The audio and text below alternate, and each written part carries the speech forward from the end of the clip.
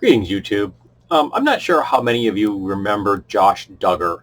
He's a member of the Quiverful cult, and the Duggar family had their own reality show with all kinds of kids. I think their mom had 20 of them, which is bizarre and twisted on so many levels, and then began to raise those kids in a socially conservative household where they were taught from birth that they should have as many children as possible, because they're arming their god with troops for the coming end times war or whatever the bullshit line is. I'm not really sure what their justification is.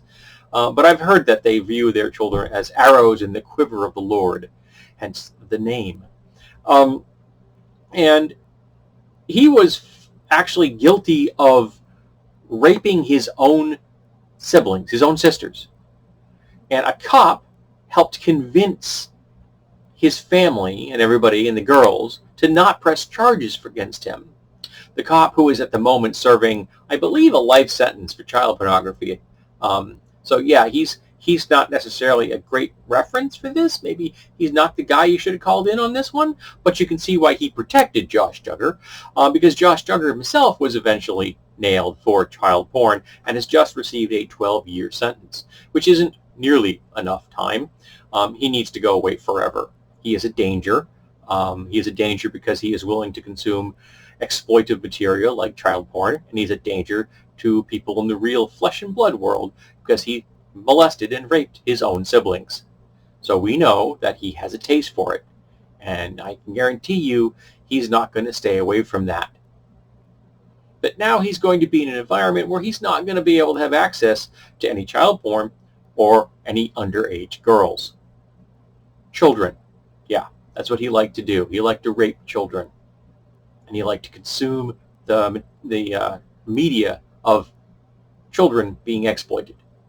Yes, because he's a ethically and morally bankrupt human being. But then again, he's socially conservative, so I repeat myself. Now, one of the problems for Josh, of course, is that he's going to prison. And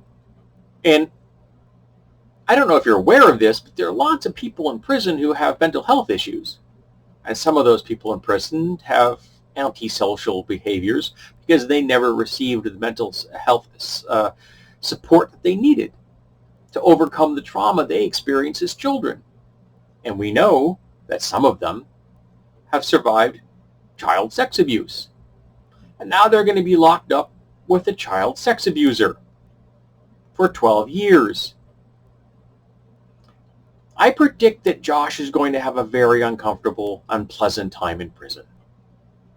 I would be very surprised if he does not get beaten regularly. Now, I realize he's a very white boy, so the Aryan Brotherhood is probably going to reach out and give him some protection, but they can't do it forever. They can't watch him every second of every day for his entire life. Somebody beat Jeffrey Dahmer to death, and he actually had a threatening aura. In fact, so threatening that they handcuffed his ankles to the table while they did the autopsy, because the people doing the autopsy were so scared of him that they felt a need to handcuff the ankles of a corpse to a table before doing an autopsy.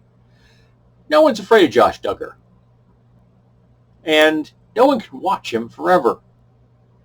No, they can't. So I imagine he's going to have a very unpleasant time in prison.